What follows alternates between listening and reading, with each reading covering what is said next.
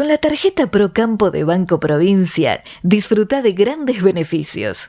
En los remates de Hacienda, en la compra de combustibles, agroquímicos, fertilizantes y muchos más. Adquirila con mínimos requisitos, a tasas especiales y con la mejor financiación. Banco Provincia, el banco de las y los bonaerenses. En OMINT cumplimos 55 años, en los que siempre fuimos renovando nuestros servicios, porque para cuidar tu salud no podemos quedarnos en el tiempo. OMINT, experiencia para lo que sigue. Superintendencia de Servicios de Salud, órgano de control de las empresas de medicina prepaga, www.sssalud.gov.ar, 0800-222-72583, Registro Nacional de Entidades de Medicina Prepaga, número 1336.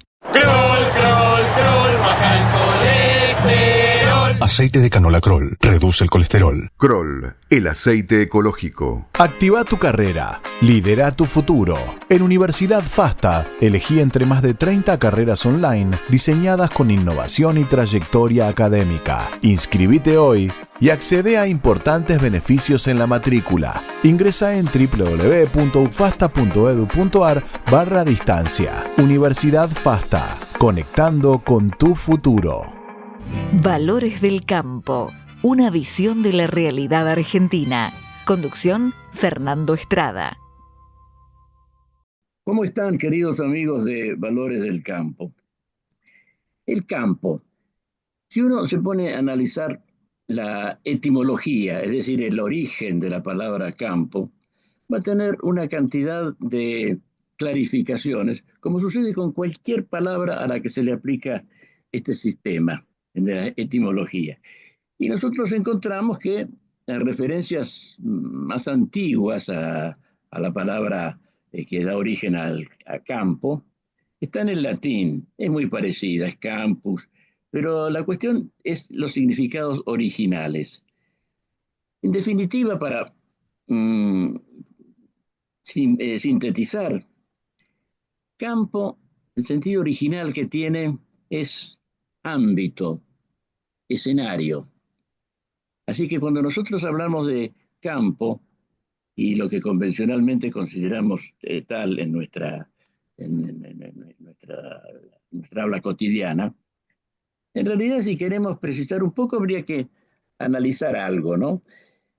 Y yo pienso que si el campo es el ámbito, es el escenario, tenemos que ver qué hay dentro de ese ámbito, y qué obra se desarrolla dentro de ese escenario, qué escenografía se pone, porque el campo argentino no es solamente un producto de la naturaleza, es el escenario de una gran epopeya humana y nacional. No es entonces simplemente una fuente de recursos naturales. Si esos recursos naturales no hubieran sido atendidos con la diligencia humana, con la técnica, con la ciencia, no serían muy distintos que algunas vegetaciones consideradas inútiles. De manera que vamos a ver qué se puede hacer dentro de este escenario, porque las posibilidades son enormes para nuestro campo argentino, para nuestro escenario argentino. Una de esas expectativas es la aplicación de la biología a este campo. Ya la tecnología se ha lucido ampliamente, pero es un fenómeno de transformación, de creatividad, la idea del campo argentino, que no la debemos olvidar. Y para eso hoy vamos a conversar con Roberto Bisang, que es profesor en la Facultad de Ciencias, en la Facultad de Ciencias Económicas de la Universidad de Buenos Aires, autor de una cantidad de publicaciones sobre temas de la agroindustria y de la bioeconomía, y a quien ustedes ya conocen porque afortunadamente es una visita frecuente por aquí. De modo que bienvenido otra vez, Roberto, a Valores del Campo. ¿Qué tal? ¿Cómo está, Fernando? Un gustazo. Y además muy buena la introducción que me dejó pensando. Pero vos ya has pensado mucho de estos temas. No, digo, la primera reflexión a boca de jarro es, a veces las personas no se ponen de acuerdo usando las mismas palabras porque cargan de significado distinto a la palabra que es única.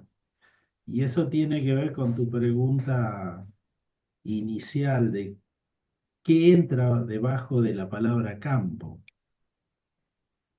Y esa es mi primera reflexión o mi primera hipótesis. Yo tengo la sensación, confirmada por buena cantidad de hechos, de que en los últimos 20, 30 años se ha superacelerado el contenido de la palabra campo.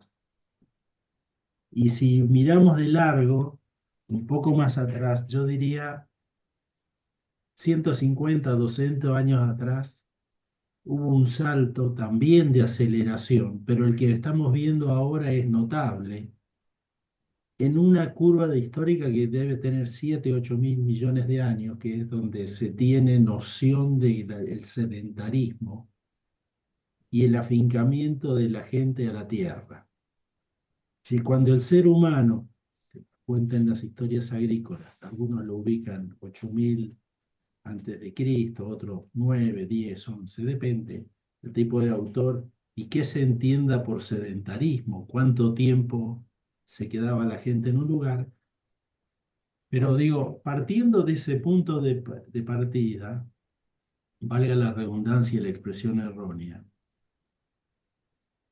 el ser humano se volvió sedentario empezando a elegir dos tipos de alimentos. Lo que venía del suelo y desarrolló vía prueba y error la captura o la recolección de semillas que después empezó a sembrar, tarea femenina,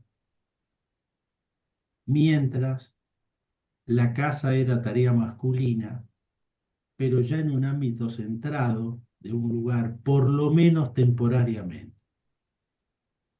Entonces, mayor cantidad de proteína por el lado de carnes y complementación con cereales, perdón, con vegetales, vía prueba y error, seleccionados, está ineludiblemente atado al concepto de la vida. Agro viene del griego, argos, campo, cultura, culture, cultura. Sí. Es la cultura del campo y de la vida. Entonces, es una palabra que tiene muchísimo peso y que dio lugar durante mucho tiempo a que la vida sea sinónimo casi del resultado de la cosecha.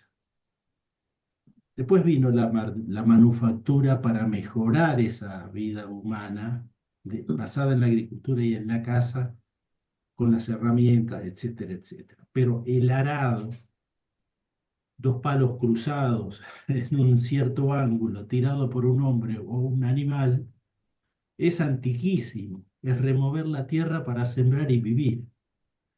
Y eso debe ser, yo no soy biólogo, pero debe ser parte del ADN del género humano. Entonces, desde ahí venimos pidiendo en el campo alimentos. Y fíjate, Fernando, que las primeras, un buen primer trecho humano, tanto los materiales como los combustibles, como los alimentos, venían de la tierra. Madera, fuego, carbón, leña, y siguen viniendo de la tierra. Y de ahí viene ese concepto de la madre tierra. Exactamente. Y eso se mantuvo, yo diría, inalterado por varios miles de años, hasta que en algún momento se suelta la manufactura y se vuelve una actividad específica, y aparece la idea de muralla entre campo y ciudad, donde adentro de la ciudad se desarrollan los artesanados y en el campo se busca o se produce el alimento. De paso, dicho sea de paso, lo que ocurría fuera de las murallas dio lugar a las primeras semillas. el concepto de semilla y el concepto de grano. Son dos cosas distintas, una para reproducir y una para consumir.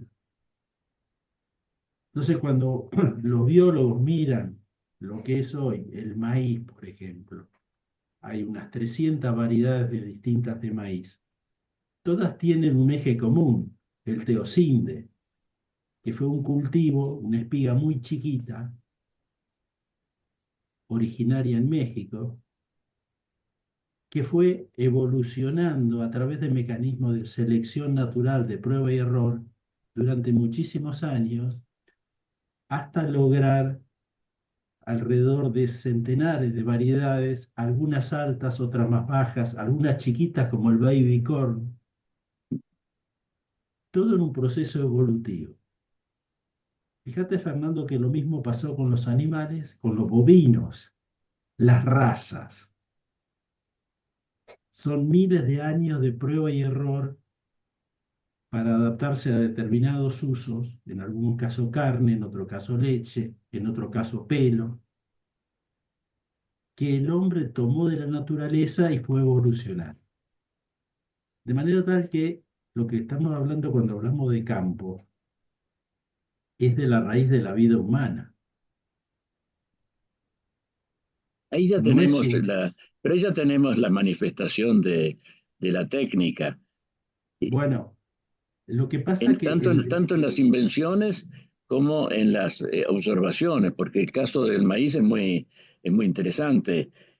No se ha conservado ningún maíz original, podemos decir, porque que conocemos y el que se conocía hace 500 años, cuando la conquista de América, era una de las variantes, consecuencia de la exactamente. observación, como bien explicabas.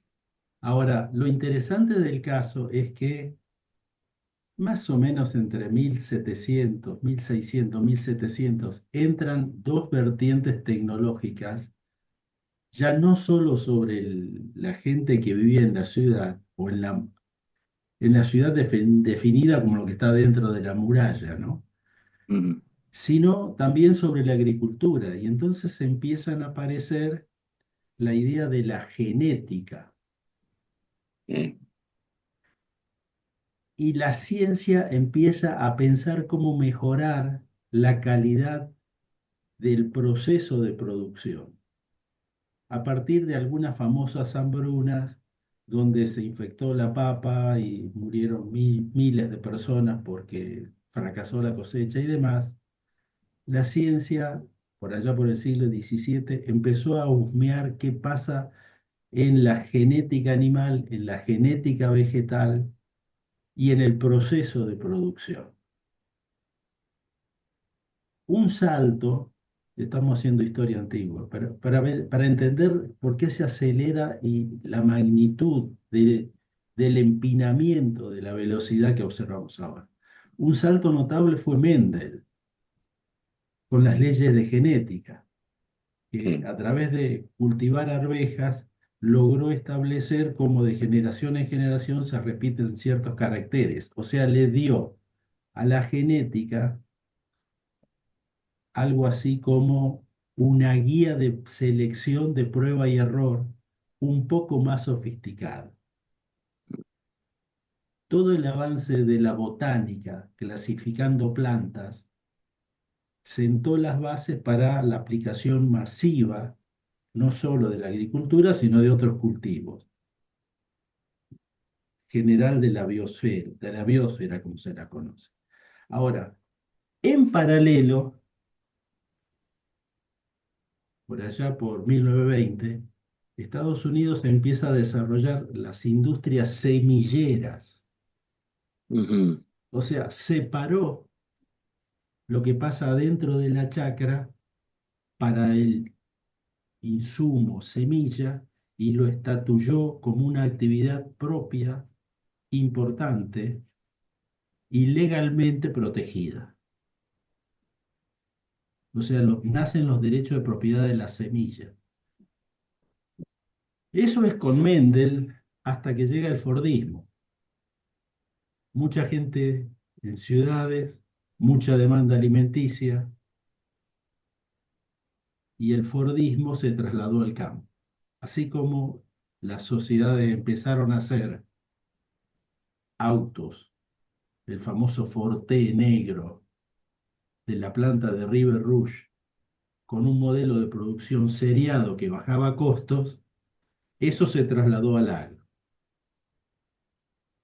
Y apareció por allá por la década del 50, 60 del siglo pasado la denominada Revolución Verde. Que Semilla, es uno de los acontecimientos más importantes de la humanidad, en rigor. exactamente, porque uno mira 1950 versus 1700, era la posibilidad de morir una sociedad completa de hambre de un periodo al otro, de un año al otro.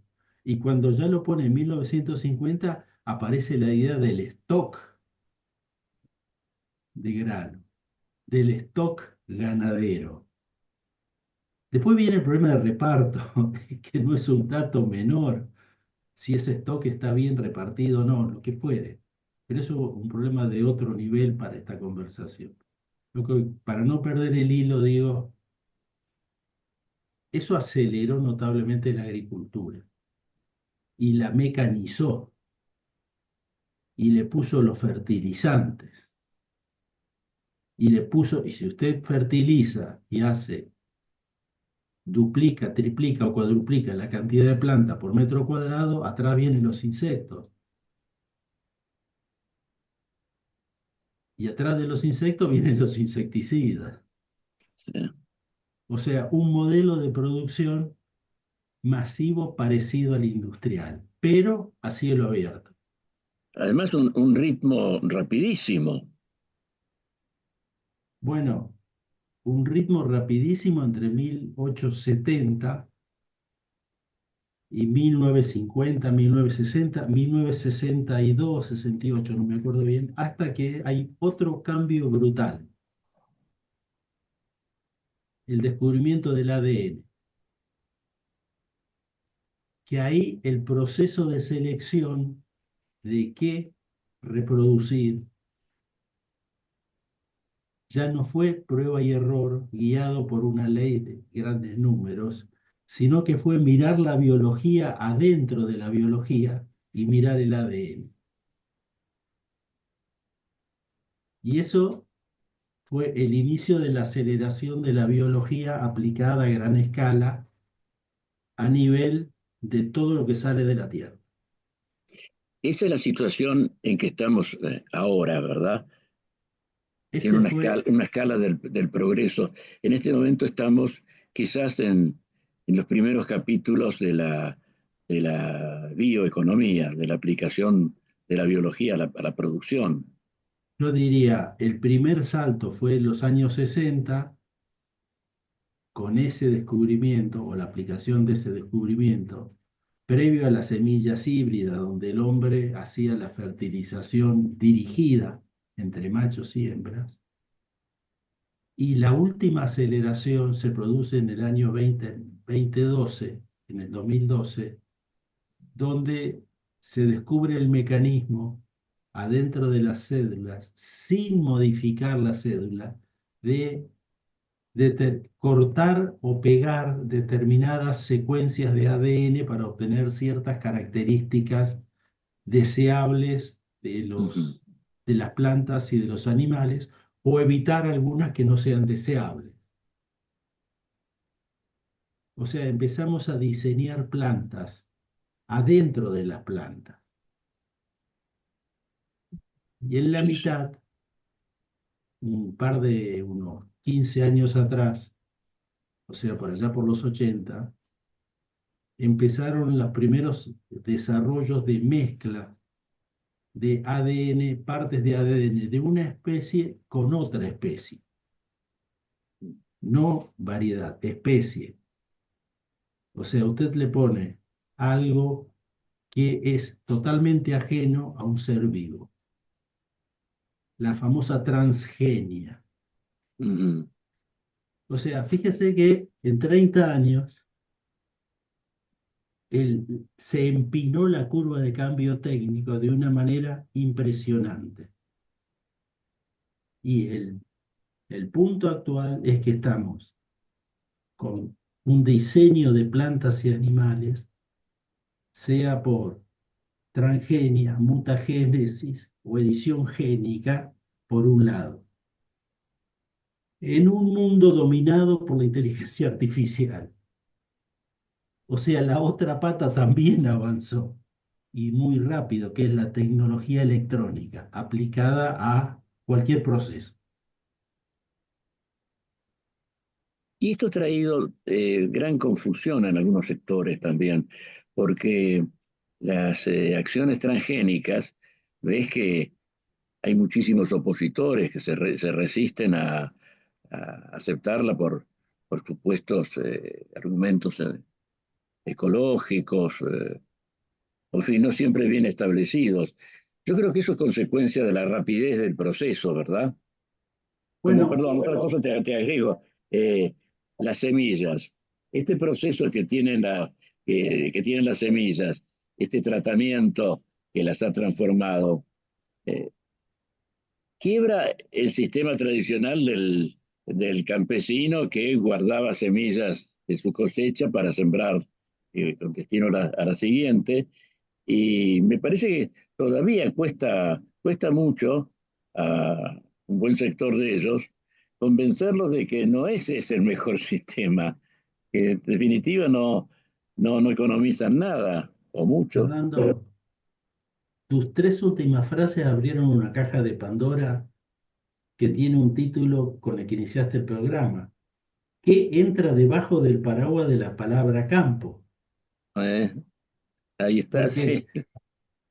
porque ahora ya no es solo el agricultor, o dicho sea de paso, ¿quién es el agricultor? Ahí estamos. También ha cambiado el agricultor. Porque el agricultor antes era el señor dueño de la tierra que tenía la sapiencia de cómo hacer las cosas con un conjunto de equipamientos relativamente sencillos, ojos vistas hoy, por supuesto, ¿no?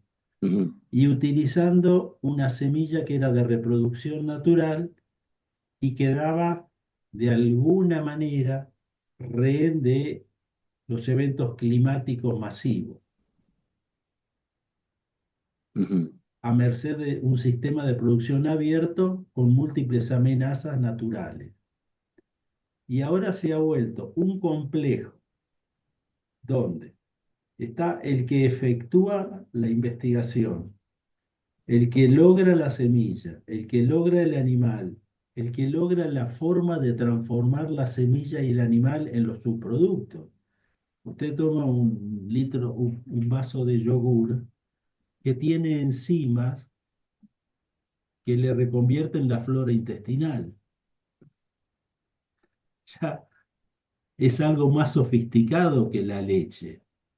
Pero cada Ciertamente. pedacito de complejidad que usted le va poniendo a ese producto incorpora un agente económico, un agente tecnológico, una forma de distribución, una forma de abastecimiento y le complejiza el problema. Sí, y estas son circunstancias que hacen ver qué anticuada y qué caprichosa es la supuesta oposición entre campo y ciudad, o agro y técnica. Hoy en día el campo es escenario de una industria a cielo abierto, en rigor. Industria y Exactamente. laboratorios a cielo abierto. Pero fíjate qué interesante, Fernando, porque el concepto industrial de fábrica Mm, es un galpón. La imagen que tenemos sí, cerrado, sí. donde lo externo está bajo control y es motorizado por gente que toma ciertos recaudos de producción para uniformizar el proyecto. Entran todas las 8, salen a las 4, trabajan en un espacio preestablecido para eliminar interferencias. Y en la otra punta está el campo masivo, extensivo, a cielo abierto. complejo. Y en la mitad, vos tenés invernaderos que hacen cultivo de lechuga bajo cubierta. Ujú. Haga afuera 40 grados o agua afuera 4 grados bajo cero. O sea, convertiste, hay una avenida del medio que va convirtiendo el campo a cielo abierto en una fábrica semicerrada. ¿Dónde está la gran diferencia? En la fábrica hace tachuelas y la base de la tachuela es el acero y el acero es inerte y el invernadero hace lechuga y cada planta de lechuga es distinta a la hermanita que tiene al lado. O sea, lo biológico como materia prima tiene vida propia y evolución propia. ¿Se entiende? Implica una actitud distinta de parte del productor. Don José Herrero aprende a hacer herraduras, pero la herradura no aprende, es inerte. Don Pedro, que hace pan usando levaduras, sabe que cada lote de panificación le puede salir un pan distinto, porque la levadura reacciona distinto a la temperatura, a la humedad, etcétera, etcétera. O sea, hay que aprende el de adentro del horno y aprende el que maneja el horno. Es de una Sí, sí. complejidad y de una... Hay como una dialéctica entre el artesano y la materia sobre la cual está trabajando. Exactamente. Fíjate, Fernando, en el primer caso, un ingeniero industrial diría, yo para hacer eficientemente pullovers o auto, necesito un manual de procedimientos para hacer las cosas de una manera estandarizada. Cuando vos trabajas con productos biológicos, necesitas el manual de procedimientos y el manual de contingencias. Ajá. ¿Qué pasa si Y que hoy hace más? pueden ser infinitas esas contingencias. Pero te obliga a que el que maneja esa fábrica a cielo abierto o el que forma parte del nuevo campo demande conocimientos científicos a gran escala y crecientemente complejos. Lo Sí, que por era eso bien decís que es un nuevo hombre del campo, como modelo, no digo las personas, porque las personas van siguiendo la marcha de las técnicas de su oficio, desde luego, pero es un cambio de paradigma. El gaucho de las Pampas, por mucho que nos guste en el folclore, ya no podría manejar estas creaciones agrarias, galopando en su caballo bastante chúcaro, enlazando vacas. A ver, está muy bien puesta la pregunta o la reflexión por lo siguiente.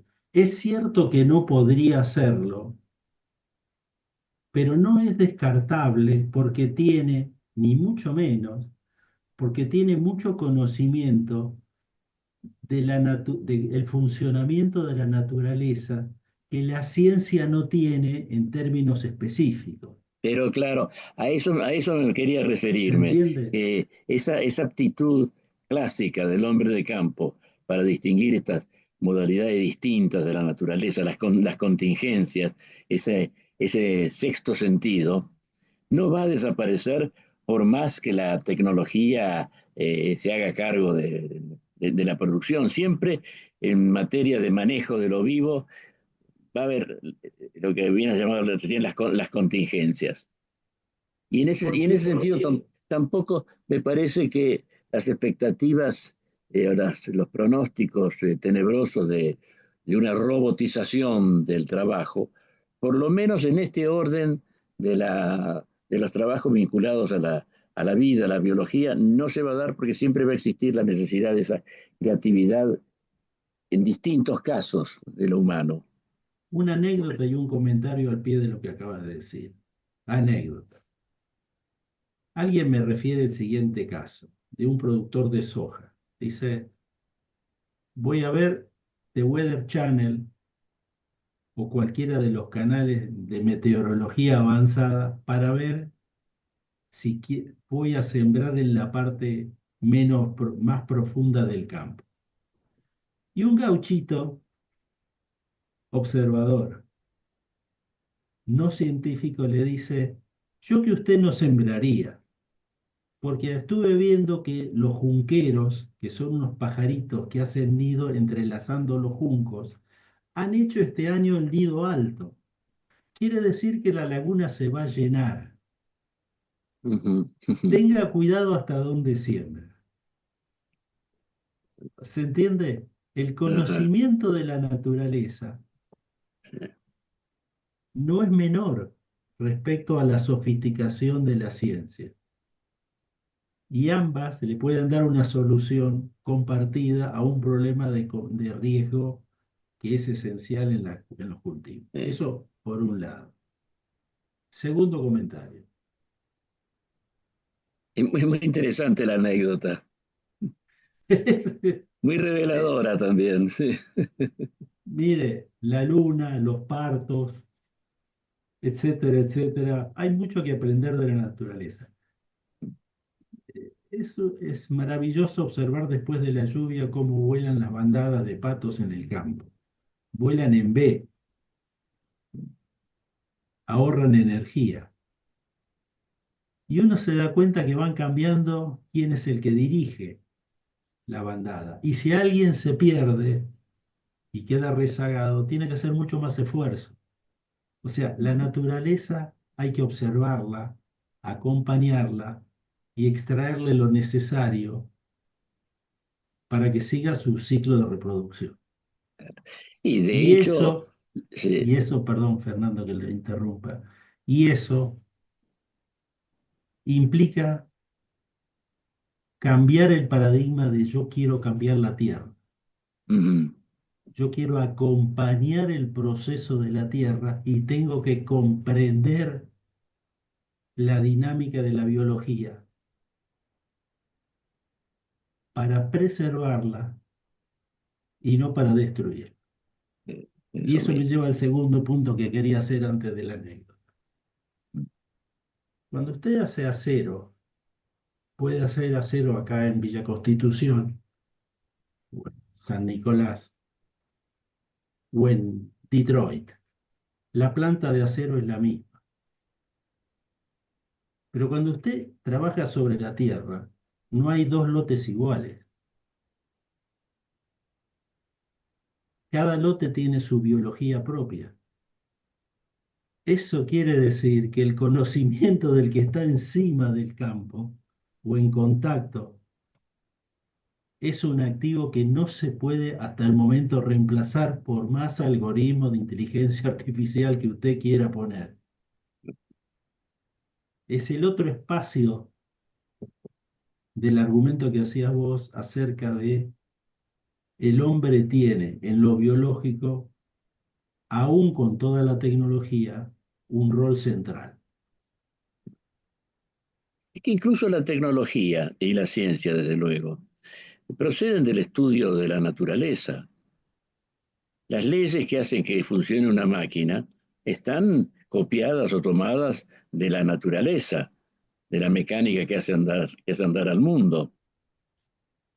Y todo esto se ve que no solamente no puede haber un conflicto con la naturaleza, porque hasta en esos elementos tan humanos como la tecnología, la naturaleza está presente, como que tampoco, nunca va a haber en una supuesta batalla del hombre y la naturaleza una victoria del hombre, porque el hombre forma parte de la naturaleza. Esos temores tan infantiles, en realidad, de que estamos destruyendo la naturaleza, no, estaremos destruyendo una cantidad de bosques, arruinando océanos, todo, pero La naturaleza se va a sobreponer a todo eso, porque nos incluye a nosotros. No estamos afuera. De vuelta, es activa, acción, reacción constantemente. Eso mismo. Pero, a ver, me tiro atrás de la silla y reflexiono un minuto. Digo, nosotros arrancamos de agricultura igual vida, sedentarismo, ser humano, cultura. Agricultura, campo. Para alimentos, combustibles y algunos materiales muy primitivos. Hicimos toda la evolución científica con la revolución verde y la que está en juego ahora, y ahora se complejiza brutalmente los actores que dominan ese escenario o que juegan ese juego. Ya no es el productor solamente, más bien es el decisor agropecuario. Están los contratistas, los proveedores de semillas, los proveedores de equipos, los proveedores de etcétera, etcétera. En un tema que es tremendamente complejo. Y encima que era complejo, ahora le empezamos a pedir, igual que a principios del origen de la humanidad, materiales y combustibles, además de alimentos. Sí. O sea, se movió lo que era el eje central de la agricultura, casi exclusivamente para alimentos, de todo el siglo XIX y buena parte del siglo XX, hacia, porque en ese momento la energía venía del mundo de los fósiles. Pero eso se ha vuelto insustentable crecientemente, con lo cual volvemos a pedirle a la naturaleza, ahora con todo el herramental biotecnológico, materiales degradables y energía renovable. Es copernicano el salto que está dando la humanidad en ese sentido. Sí, sí, sí. Además, esto es posible porque antes se ha logrado multiplicar la producción de alimentos. Estaba pensado el agro para los alimentos, como bien has dicho. Pero si estuviéramos como antes de la Revolución Verde en esos niveles de producción, ni se podría soñar en la aplicación para materiales, para combustibles de la producción agraria. Porque también hay una objeción que suele plantearse en el orden político, que la aparición de estas nuevas aplicaciones de los productos agrarios puede llevar al aumento del costo de los alimentos. Pero eso depende de la magnitud de la producción. Fernando, has pegado justo en el clavo, porque ya es una producción industrial que tiene rendimientos a escala. Cuanto más grande, menos el costo medio de producción. En general, o hay tamaños óptimos de producciones donde no es el pequeño productor el mejor, el tamaño más indicado. Es el productor mediano o el productor grande. Y hay producciones excesivamente grandes que tampoco son aconsejables. Pero eso pasa en la industria. Lo que pasa es que esto que denominamos campo, y volvemos sobre tu alocución original, ahora tiene tantas rulos de significación adentro, complejidades, que me queda corto el segundo elemento que yo quería mencionar respecto al aprendizaje de la naturaleza. La sociedad pasó de mirar los fenómenos de manera individual a volver a mirar los fenómenos de manera sistémica. Es decir, el positivismo, Newton, Galileo Galilei, etcétera, etcétera, que generaron las bases científicas para el salto productivo basado en la especialización en relaciones funcionales matemáticas simples entre categorías abstractas, fue sumamente importante para un salto técnico, pero se quedó corto cuando la complejidad del proceso avanzó. Entonces volvemos a las viejas ideas de teoría de sistema y empezamos a hablar no de campo, de sistema agroalimentario, por allá por la década del 70. Es decir, ya no es solo lo que pasa en el campo, sino en la distribución, en los insumos, en la transformación del insumo en alimento no perecedero. Y Ay, perdón, me equivoqué. la cadena agroalimentaria también. Exactamente. Detrás de Actividades la distintas cadena que se está el sistema. combinan.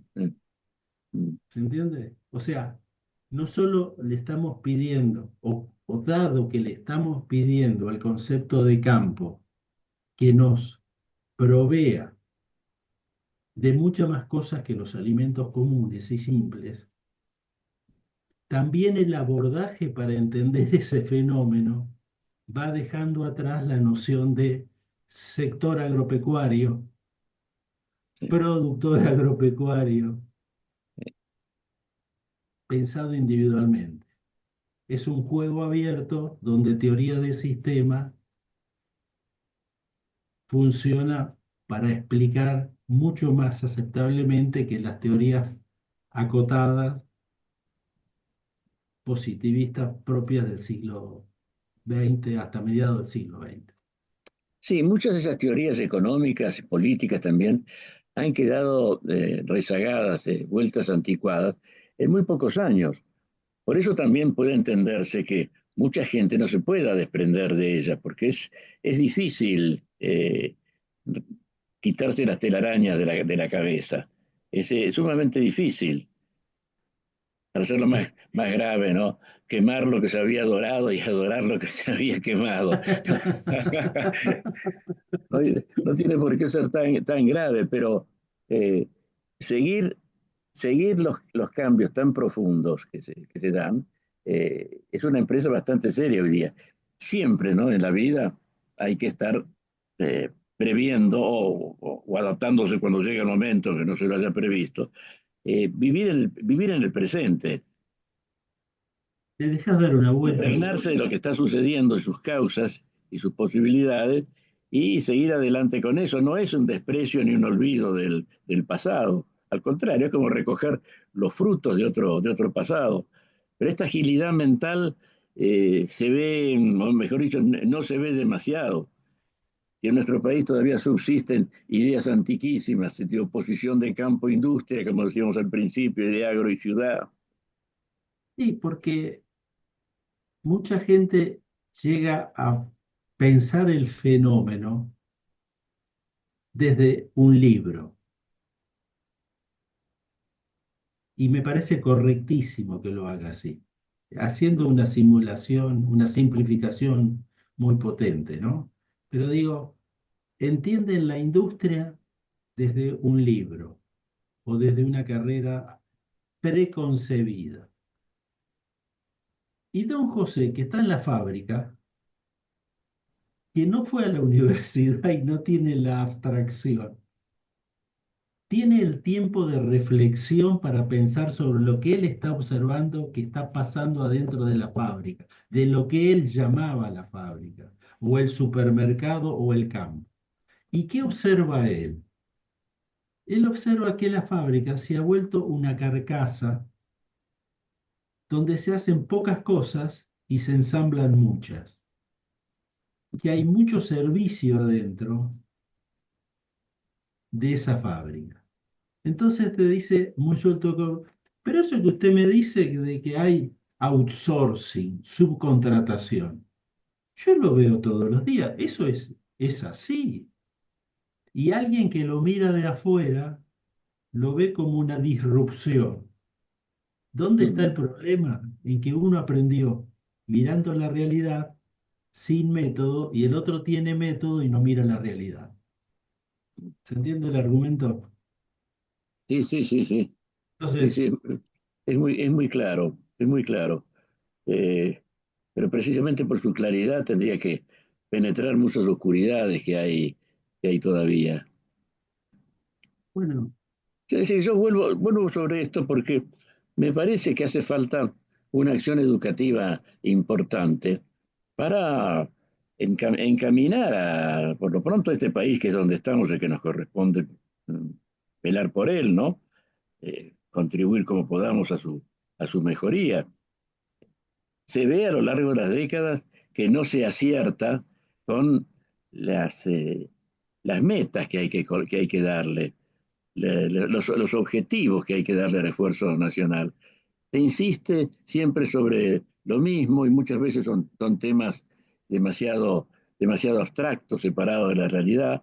Y la realidad está acá con todo esto que has desarrollado muy bien.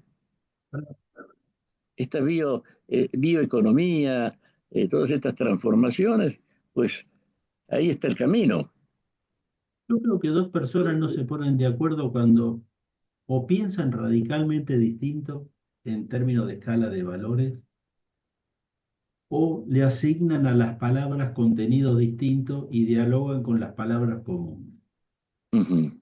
Y cuando uno recorre la geografía, cada uno de su ángulo de observación, minúsculo, imposible de pensar que el mundo es esa observación o que ajusta esa observación, haciendo todos esos disclaimers, diríamos, esas prevenciones. Sí.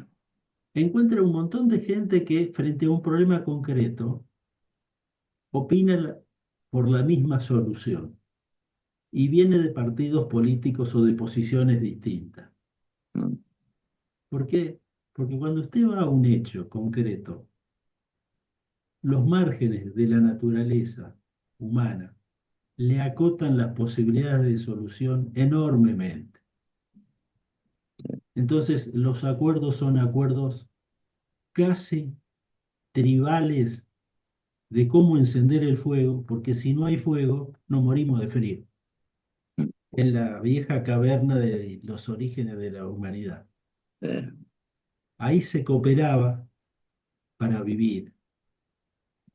Y después de tanta sofisticación, volvemos a la misma historia de llegamos a límites donde la propia esencia del problema obliga a necesidades de cooperación, so pena de que queden demasiados cadáveres dando vueltas. Me parece que estamos en esa fase con inteligencia artificial. Pero no hay que ser esclavo de las tecnologías Desde luego. para La pensar. inteligencia artificial no va a superar a la natural. Yo creo que ese es el punto de partida que tenemos que hacer antes de cualquier consideración sobre la famosa IA.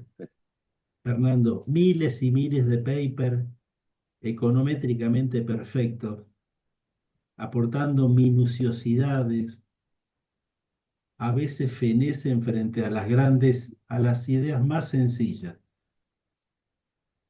Y las ideas más sencillas caben en una página. Y Además, fíjese mira, el vamos a aporte, terminar el programa también con etimología, así como empezamos. En realidad no etimología, sino sinonimia.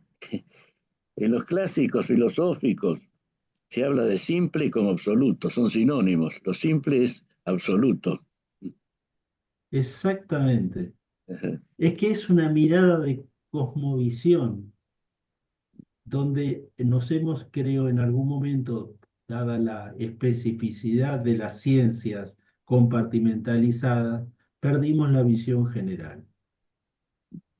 ¿Y sabe Eso mismo. qué, mi amigo? Bueno, hoy has hecho un aporte extraordinario a a la defensa de la vigencia de esa visión absoluta, abarcativa, que es la que necesitamos en todos los órdenes. Perdón, Yo Fernando. te agradezco una vez Yo, más tu participación en el programa y yo soy mucho veo más, que querés añadir algo, sí. sí, no, esto es mucho más humilde. Es mi punto de vista, hay que chequearlo, masticarlo, es una expresión. No tengo la verdad revelada. Sencillamente creo que también hay que bajarle el precio al orgullo académico. Sí. Exactamente.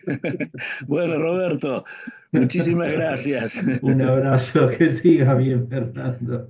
Un gustazo. Hoy hemos tenido nuevamente a Roberto Bisang y nosotros nos encontraremos en nuestra próxima edición de Valores del Campo. Hasta entonces. Con la tarjeta Procampo de Banco Provincia, disfruta de grandes beneficios en los remates de Hacienda, en la compra de combustibles, agroquímicos, fertilizantes y muchos más. Adquirila con mínimos requisitos, a tasas especiales y con la mejor financiación. Banco Provincia, el banco de las y los bonaerenses. En OMINT cumplimos 55 años, en los que siempre fuimos renovando nuestros servicios, porque para cuidar tu salud no podemos quedarnos en el tiempo. OMINT, experiencia para lo que sigue. Superintendencia de Servicios de Salud, órgano de control de las empresas de medicina prepaga, www.sssalud.gov.ar, 0800-227-2583, Registro Nacional de Entidades de Medicina Prepaga número 1336.